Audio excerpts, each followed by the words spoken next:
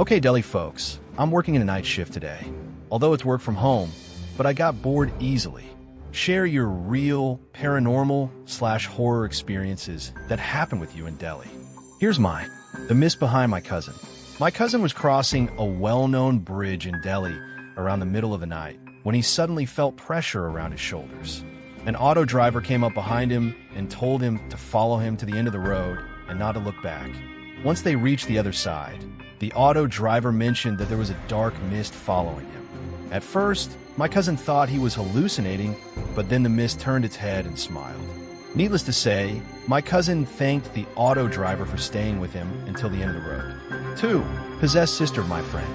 It was my friend's birthday, and we were just kids around 7th or 8th standard. My friend had already told me, if you see something unusual, just ignore it. I didn't understand what that meant. When I reached his house, everyone was nice and greeted each other warmly. Since it was my first time visiting his house, everything seemed friendly. However, his elder sister, who was probably in 11th or 12th standard, seemed a little too friendly, like she had a big sister energy, always smiling and being around us. After the cake cutting and gift exchange, it was getting late and I was about to leave. Suddenly, there were loud bangs in the house, but my friend quickly changed the topic and asked me to ignore it. As I was passing by the kitchen, I saw something terrifying. His elder sister was sitting on the kitchen counter, crouched like a bat. Sorry, I can't think of anything else. On her toes, screaming and smiling at everyone. That sight haunted me for weeks. When I checked with my cousin, I found out that his sister was possessed by something that haunts their house. 3. The smiling lady behind the door. It was last year, and I was studying in my room. My door was open just enough for me to see if someone was behind it. In between studying, I glanced at the door and saw a woman smiling, with long hair and a very familiar body structure. I thought it was my mom pranking me. We used to prank each other as we got scared pretty easily. So I yelled, "What are you doing? Don't scare me." But the figure didn't move at all. I started running towards the door, and when I opened it, there was no one there. It's possible I was hallucinating, or maybe my brain was playing tricks on me. For Date with Physics Girl, already posted, so sharing the link. Here you go.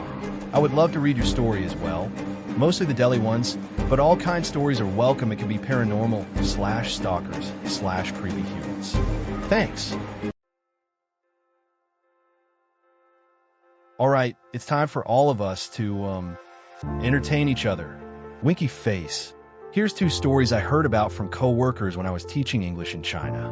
1, a fellow foreign teacher at one of the places I worked at, who was an American in his 50s, had a Chinese wife in her 30s, the latter of whom had a 9-year-old daughter from a previous marriage.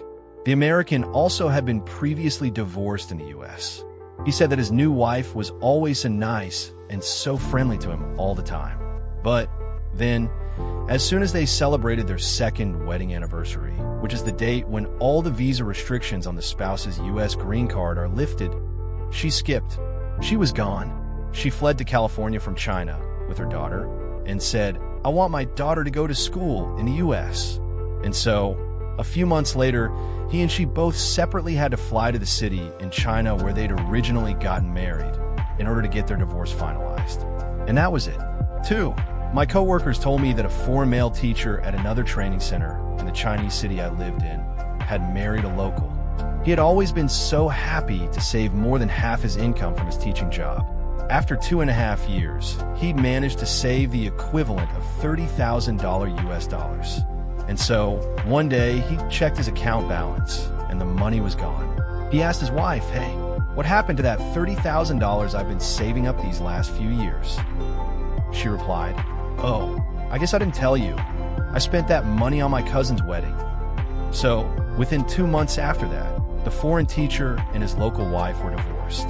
I have a good friend who still lives there today, who's been married to a local for more than 12 years, and who's had 2 kids with her.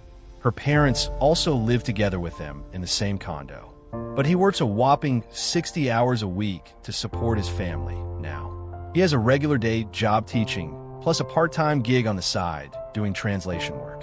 He told me he's always feeling exhausted and has no time for anything else. So I guess that's supposed to be the story with the happy ending. As for my experiences, I always told the women I met that I'm child-free by choice. At first, they usually said, "Oh, that's okay. No problem." But then, about 2 minutes later in the conversation, I also revealed that I'd had a vasectomy when I was 25. My. You should have seen how quickly and instantly these women lost their romantic interest in me the moment I mentioned this detail. I guess they thought they could change me before I mentioned the sterilization surgery. Or maybe a few of them thought they could cheat on me sometimes, and if they ever got pregnant from the cheating, then they could falsely claim it was my kid. Oh, by the way, I've also had a vasectomy. No do. Ha ha ha ha ha ha.